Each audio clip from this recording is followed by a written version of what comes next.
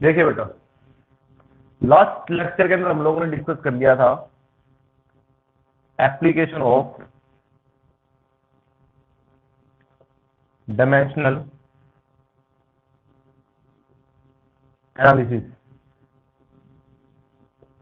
और उसकी पहली एप्लीकेशन जो थी checking correctness of physical relation, ये हम लोग कर चुके हैं। आज हम लोग इसकी second application deduce the relation, deduce या डिराइव द फिजिकल रिलेशन, ये एप्लीकेशन करेंगे। बड़ी इंपॉर्टेंट एप्लीकेशन है, इस पे क्वेश्चन आते हैं, हर बार आते हैं। देखिए बेटा कैसे करेंगे इसको, इसमें क्वेश्चन कैसे आएगा, क्वेश्चन की रूपरेखा देखते हैं। क्वेश्चन कैसा आएगा, क्वेश्चन कुछ इस तरह से आएगा, force F is depending upon mass m of the body, velocity v of the body, and radius r of the path over which body moves, पूरा लिखा होगा क्वेश्चन। और कहेंगे रिलेशन ड्राइव करो, डिड्यूस करो, डिराइव द रिलेशन। बेटा relation बनाना है, relation बनाना मतलब फोर्स मास पर, वेलोसिटी पर और रेडियस पर डिपेंड करती है। तो डिपेंड करती है तो उनके अकॉर्डिंग चेंज होगी, डिपेंड करती है। तो वो बढ़ेंगे तो फोर्स बढ़ेगी, वो घटेंगे तो फोर्स घटेगी, या वो बढ़ेंगे तो फोर्स घट जाएगी, वो घटेंगे तो फोर्स बढ़ जाएगी। डिपेंड कर रही होगी तो डायरेक्टली प्रोपोर्शनल लिख देते हैं, ठीक है। हमें नहीं पता कि इनवर्सली प्रोपोर्शनल है डायरेक्टली प्रोपोर्शनल है। इनवर्सली प्रोपोर्शनल हुआ तो पावर माइनस की होगी, और डायरेक्टली प्रोपोर्शनल हुआ तो प्लस की पावर होगी। हमें पावर नहीं पता, हम पावर को अज्यूम कर लेते हैं ए बी और सी। आप x y z p q r जो मर्जी आप जैसे आपको ठीक लगे वो आप उसको अज्यूम कर सकते हो।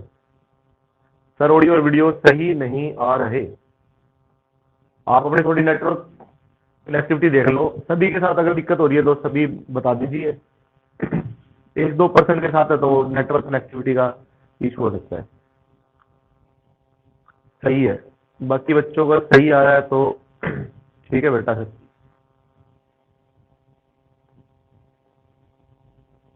ठीक है ठीक है ठीक है ठीक है ठीक है, कोई बात नहीं। ठीक है, तो कुछ पावर हमने ए बी सी मान ली, आप एक्स वाई जेड जो मर्जी मान लो पावर, कोई दिक्कत वाली बात नहीं है। सभी के डिमेंशन फॉर्मूला पुट कर देते हैं। फोर्स का डिमेंशन फॉर्मूला क्या होता है, m1 l1 t माइनस 2, ठीक है, कोई पावर नहीं है। मास का dimension formula m1 l0 t0 लिखना चाहो तो लिख सकते हो, वरना अकेला लिख सकते हो। वेलोसिटी lt माइनस 1, और रेडियस लेंथ होती है, ठीक है।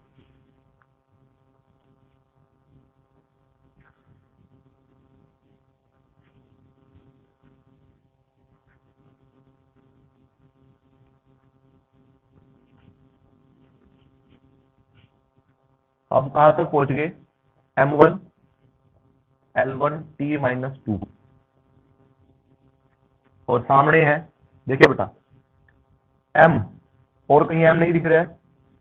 m की पावर है सिर्फ a, l की पावर b और l की पावर c, बेस सेम तो पावर ऐड हो जाती है मल्टीप्लिकेशन में। l b प्लस c, ठीक है, और t की पावर माइनस b, ठीक है। t की पावर क्या सिर्फ माइनस b, तो सेम कोफिशिएंट के लिए उनकी पावर्स को क्या कर देंगे, हम कंपेयर कर देंगे। तो साफ साफ दिखाई दे रहा है कि ए कितना आ रहा है, 1 आ रहा है। ए कितना आ गया, 1। पहले सिंगल टर्म्स वाले को सोल्व कर लो। बी कितना आ रहा है, -2, माइनस बी कितना आ रहा है, -2, तो बी कितना आ जाएगा, 2। और यही अगर बी प्लस सी की बात करी जाए तो लेंथ का कोफिशिएंट कौन है, 1। बी तो हमारे पास 2 आ ही चुका है, सी कितना आ जाएगा, -2। चले कहां से थे हम लोग, हम चले थे f directly proportional to m की पावर a। a कितना है, 1। l की पावर b, नहीं v की पावर b, v की पावर b कितना था, 2। और r की पावर c कितना है, -1। ठीक है, इसे हम लोग क्या कर देंगे, जो पावर माइनस की उससे नीचे ले आएंगे। अब देख लो, जो इन्वर्सल प्रोपोर्शनल आया था वो अपने आप आ जाएगा, नीचे आ जाएगा। इस तरह से f हमारे पास क्या आ जाएगा, mv²/r। अब आप कहोगे जो डायरेक्ट प्रोपोर्शनल हटाकर आपने सीधा इक्वल कैसे लगा दिया, तो ये लिमिटेशन है, यही लिमिटेशन है इसकी डायमेंशन एनालिसिस की, कि ये आने वाले कांस्टेंट ऑफ प्रोपोर्शनलिटी के बारे में नहीं बताता। ठीक है, it does not tell about the constant of proportionality. कल जब हम लोगों ने देखा था तो v² - u² = 2as, ये करेक्ट था। इसके अकॉर्डिंग तो v² = 2as भी करेक्ट होगा। s = ut + half at² correct होता है। इसके लिए तो अगर हाफ हटा दें तो भी करेक्ट है, 2 हटा दें तो भी करेक्ट है, पर ऐसे करेक्ट तो नहीं है। तो ये भी इसके अंदर लिमिटेशन के अंदर आ जाती है। ये जो मल्टीप्लिकेशन फैक्टर है उनके बारे में नहीं बताता।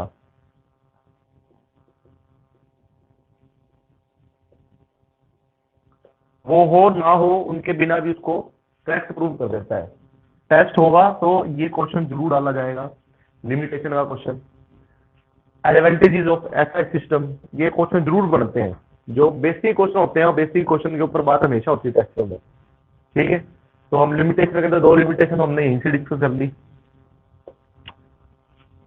ठीक है भाई, आगे चलते हैं, एक और क्वेश्चन ले लेते हैं। जी भाई,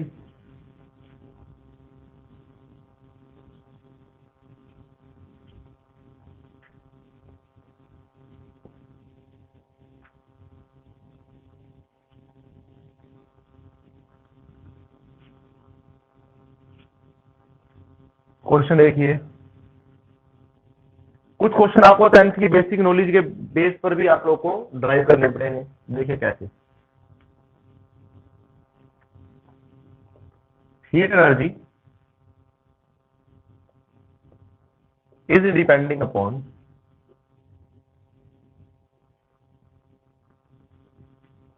electric current I, resistance of the wire R, and time T।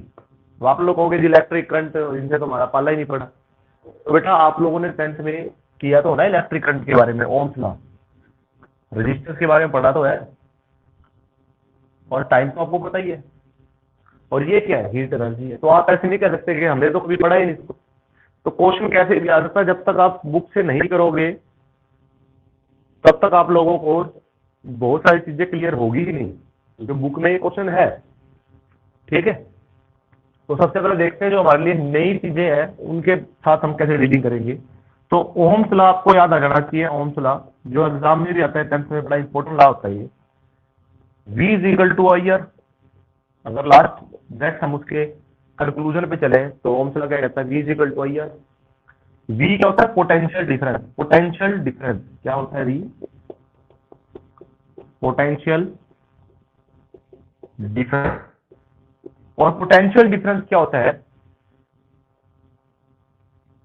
किसी भी सेल कि पॉजिटिव और नेगेटिव के पोटेंशियल के बीच में कितना डिफरेंस है, उसे हम क्या बोलते हैं, पोटेंशियल डिफरेंस।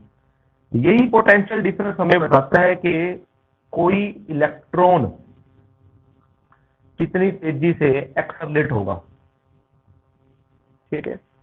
या फिर हम सिंपल भाषा में बोले तो क्या होता है, ये work done in bringing an electric charge from negative pole to positive pole is known as potential difference. ये 10वीं पढ़ी हम लोगों ने डेफिनेशन सारी। Work done in taking a unit positive charge from one end of the potential source of potential difference to another end. तो मतलब कि क्या हो जाएगा अपने पास W/Q। वर्क का आप लोग को पता है ML square T-2 डिमेंशन होला। अब बात रहेगी Q इज इलेक्ट्रिक चार्ज, और हमें पता है ये फंडामेंटल तो नहीं है, फंडामेंटल तो साथ ही होते हैं हमारे पास, fundamental mass length time electric current thermodynamical temperature amount of substance and luminous intensity, यही होते हैं। ये तो नहीं होता, तो इसका रिलेशन बनाना पड़ेगा किसके साथ, किसी फंडामेंटल के साथ। तो हमें पता है बाय डेफिनेशन इलेक्ट्रिक करंट क्या होता है, इलेक्ट्रिक करंट आई क्या होता है, dQ/dt rate of flow of electric charge. 10वीं में सब कुछ पढ़ा हम लोगों ने, rate of flow of electric charge होता है इलेक्ट्रिक करंट। तो ऐसे हम लोग dQ को क्या निकाल सकते हैं, I/dt। dQ को क्या निकाल लिया हमने, I/dt। I is electric current की यूनिट एम्पियर, टाइम की सेकंड, तो T आ गया। तो dQ का डायमेंशन होला क्या हो जाएगा, AT। dQ या चार्ज का डायमेंशन होला क्या हो जाएगा, AT, ठीक है। तो हमें किसका चाहिए, करंट का तो डायरेक्ट A पुट कर देंगे, रेजिस्टेंस का और चाहिए हमको, टाइम का तो बन जाएगी बात। तो रेजिस्टेंस को देखो, रेजिस्टेंस को क्या लिख सकते हैं, V/I। V का डायमेंशन फॉर्मूला क्या बनेगा, V का डायमेंशन फॉर्मूला W/Q, W मतलब ML² T-2 बाय में Q का क्या आ गया, AT, A और T, ठीक है, A और T। नीचे पड़ा हुआ है हमारे पास अभी भी करंट का एम्पियर। तो रेजिस्टेंस का क्या आ जाएगा, रेजिस्टेंस का डायमेंशन फॉर्मूला जो बनेगा हमारे पास वो क्या बना जाएगा,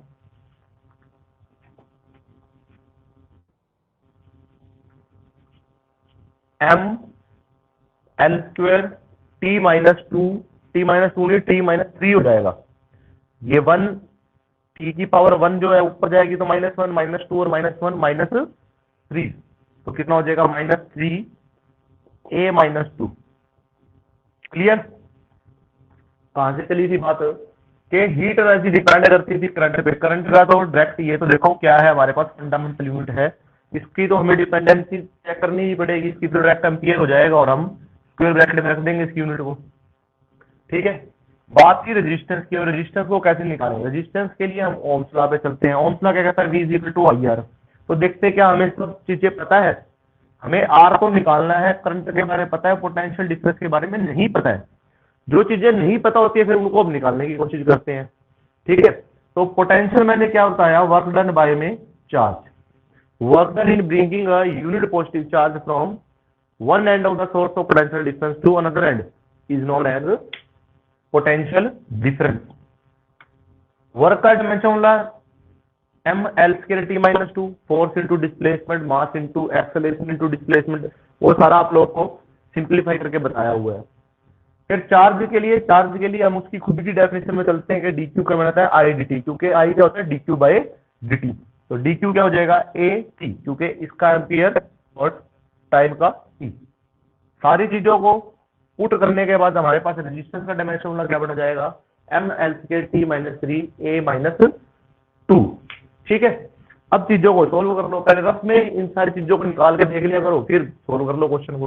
और किसी भी क्वेश्चन के अंदर आप लोगों ने मार नहीं खानी है, आपको अपनी बेसिक नॉलेज को स्ट्रॉन्ग रखना है। बहुत सारे जब क्वेश्चन करके देखोगे तब बेसिक नॉलेज स्ट्रॉन्ग होगी। अब आप तो कह रहे कि हमें ये क्वेश्चन समझ में आ गया जी, ठीक है, अब हमेशा कोई भी क्वेश्चन कर देंगे, पर नहीं, जब तक आप बहुत सारे क्वेश्चन से डील नहीं करोगे बुक से, क्वेश्चन सोल्व नहीं होंगे। तो सॉल्यूशन के अंदर हमें क्या है, अकॉर्डिंग टू गिवन कंडीशन हमें क्या दिया हुआ है, कंडीशन में क्या दिया है कि जो हीट एनर्जी है वो डायरेक्टली प्रोपोर्शनल है आई के, आर के और टी के, कुछ पावर भी नहीं होगी, ए बी और सी बोल देते हैं। ठीक है, ठीक है भी। Heat is a form of energy, energy is work done, work done के लिए M L square T minus 2, current के लिए एम्पियर, करंट के लिए हमने क्या लिख दिया, एम्पियर। रेजिस्टेंस के लिए हमारे पास क्या था, M L square T minus 3 A minus 2, और टाइम के लिए टी, पावर भी रख दो, ए बी और सी। ठीक है, सम अप कर लो, M L square T minus 2, M की पावर देखो, सबसे पहले एम की पावर है बी, एम की पावर बी,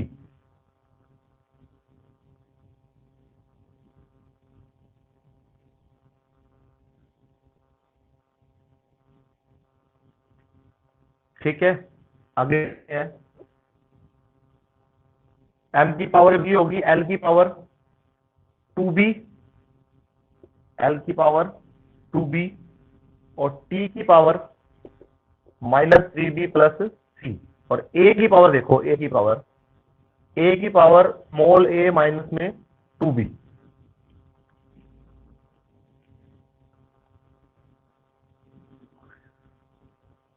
ठीक है, कंपेयर कर दो सिंपली, m की पावर कितनी है b और यहां m की पावर कितनी है 1, तो b बेटा कितना हो जाएगा, सिंपली 1। ठीक है, l की पावर कितनी है 2b और यहां l कितना है 2, तो 2b इज इक्वल टू 2। देखिए यहां से भी हमारे पास क्या आ जाएगा b1, मतलब हम ठीक कर रहे हैं, कहीं से गड़बड़ नहीं हो रही हमसे। -3b plus c is equal to -2, क्योंकि टी की पावर बेटा कितना है -3b प्लस सी, यहाँ टी की पावर कितनी -2, तो बेटा कितना हो जाएगा, b की वैल्यू पुट करो, -3 into 1 plus c is equal to -2। ठीक है, -3 उधर जाके क्या हो जाएगा, प्लस का 3, तो सी कितना आ जाएगा, -2 प्लस 3 इज इक्वल टू 1। इस तरह से हमारे पास बेटा b की वैल्यू आ गई 1 और c की वैल्यू भी आ गई 1, a और मिल जाए हमें तो हमारा काम बन जाएगा। ठीक है, तो जो लास्ट बचा है a की पावर स्मॉल ए माइनस 2b, यहां a की पावर नहीं है तो a की पावर 0 लिख देते हैं। अगर a की पावर नहीं है यहां तो हम a की पावर यहां क्या लिख सकते हैं, a की पावर नहीं है तो a की पावर 0 है। ठीक है, तो a minus 2b is equal to 0, a is equal to 2b, a is equal to 2b, a is equal to 2 into b की value 1, a is equal to कितना आ गया 2, a कितना आ गया 2। ठीक है, दोबारा देख लो, heat is a form of energy, energy की यूनिट जूल, और जूल का डायमेंशनल फॉर्मूला बनाओगे तो अगर उसको एक्सपेंड करोगे तो किलोग्राम मीटर स्क्वायर सेकंड की -2, तो उस हिसाब से dimensional formula M L square T minus 2 बन जाएगा। करंट एम्पियर, पावर लिख दी, रेजिस्टेंस आपको निकालना सिखा ही दिया, टाइम के लिए टी रख दिया। सबसे पहले एम वाले को सोल्व कर लो, एम जैसा कोई और बेस नहीं है, सिर्फ एम की पावर कितनी आएगी बी, एल जैसा कोई और बेस नहीं है, एल की 2 इंटू बी 2b, टी की -3b प्लस सी, माइनस का 3b और प्लस का c, और एम्पियर की स्मॉल ए -2b। कंपैरिजन कर दिया अगर कोएफिशिएंट की पावर्स को इक्वलाइज कर दिया, m की पावर a b है और इधर m की पावर 1 है तो 1 रख दिया, l की पावर 2 भी, l की पावर 2 है तो तब भी 1 ही आ रहा है। ठीक, ना भी करके देखो 1 आ गया, और इससे हमें पता लग जाएगा कि हम ठीक कर रहे हैं। और t कोएफिशिएंट की पावर कंपेयर करोगे तो c कितना आ जाएगा 1, और इसी तरह से अब बात रही a की। अब यहाँ a नहीं है तो a की पावर 0 है, a नहीं है तो a की जगह कौन होगा, 1 तो होगा ना, जहाँ कुछ नहीं होगा वो 1 होगा। समथिंग की पावर 0 इज 1, तो हम उसको a की पावर 0 क्यों ना लिख दे, वही तो 1 ही होगा। अब ऐसे करो जी, b की पावर लिख देते हैं, c की पावर लिख देते हैं, चाहिए क्या हमें a चाहिए, तो हमने एक लिख दी बस पावर। अरे लिखने को चाहिए सारा कुछ लिख दो, पर हमें चाहिए क्या था, a था, a की पावर हमने 0 लिख दी, अपनी मर्जी से नहीं लिखी हमने, 1 था, 1 की जगह हम a की 0 लिख सकते हैं, समथिंग की 1 होता है। फिर यहाँ से सोल्व करके हमने a भी निकाल दिया। अब जो जो चीजें हम लोग को चाहिए थी उन चीजों को पुट कर देंगे और हमारा आंसर की तरफ हम बढ़ जाएंगे। x is equal to I की power 2 r 1 t 1 heat is equal to I square R T, it's Joule's law. Joule's law of heating. आप ऐसे नहीं कर सकते जी ये आउट ऑफ सिलेबस क्वेश्चन आ गया, हमें रेजिस्टेंस और टाइम और करंट नहीं करवाया गया, तो सब कुछ बेटा ये कुछ आउट ऑफ सिलेबस नहीं होता है। ये पिछली नॉलेज पे तो आ सकता ना, आपके heat joules law of heating में आया होता है, फिर तो लगवाता है। जब जूल्स लॉ ऑफ हीटिंग था तो फिर तो क्वेश्चन पूछा जा सकता है। ठीक है, टेम्परेचर के ऊपर भी क्वेश्चन पूछा जा सकता है। टेम्परेचर का डायमेंशन कैसे बढ़ाओगे, वो आप लोगों के लिए होमवर्क रहेगा। टेम्परेचर का डायमेंशन बताना आप लोगों को। ठीक है, यहाँ तक समझे बात। इसके क्वेश्चन कर करके देखने पड़ेंगे आप लोगों को, फिर आप लोगों को समझ में आएगी बातें कि क्वेश्चन कैसे होंगे। ठीक है, चलते हैं एक और नए क्वेश्चन की तरफ।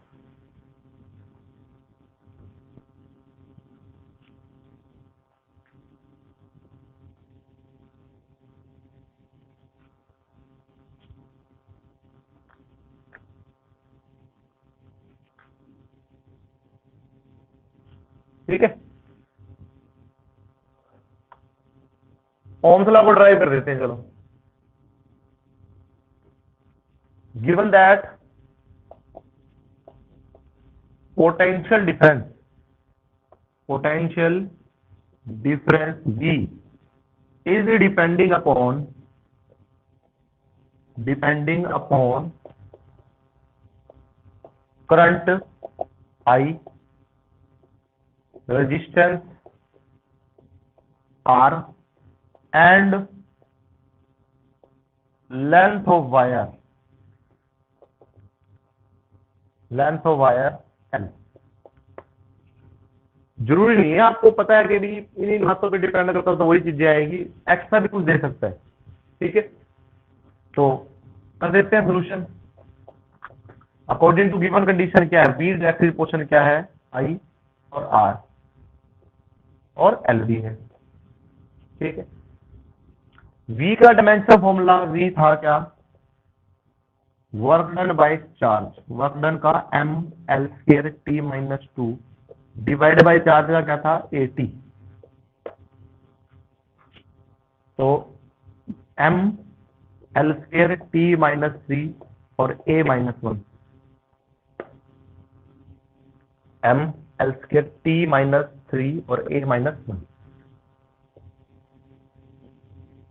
करंट की डिमेंशन होला एम्पियर पावर ए।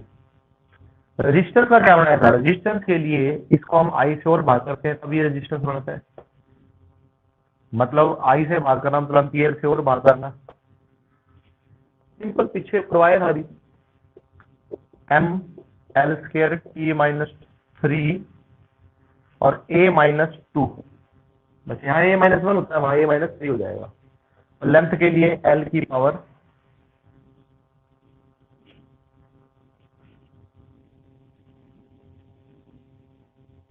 इसकी पावर कितनी है बी, और लेंथ के लिए हम क्या लिख देंगे, एल की पावर सी।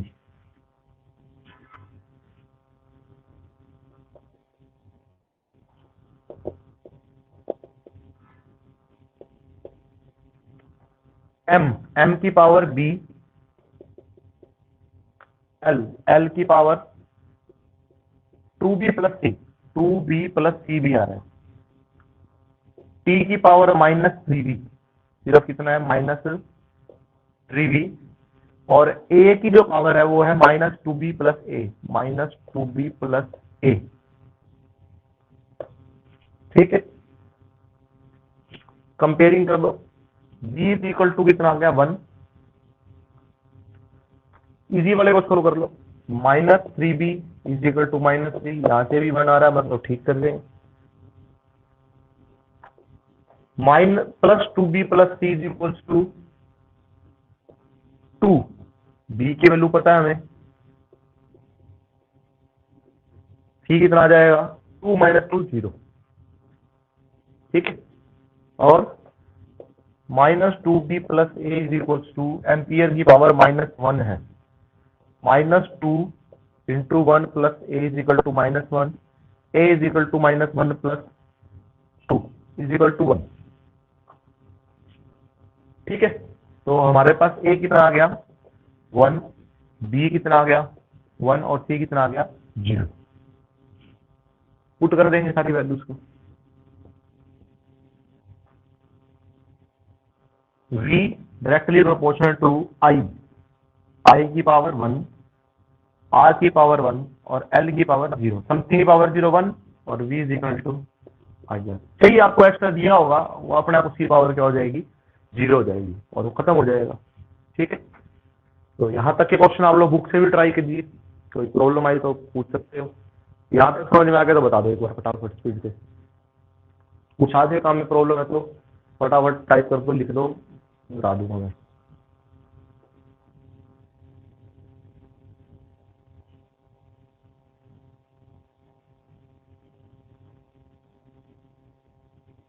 ठीक है भाई, ठीक है,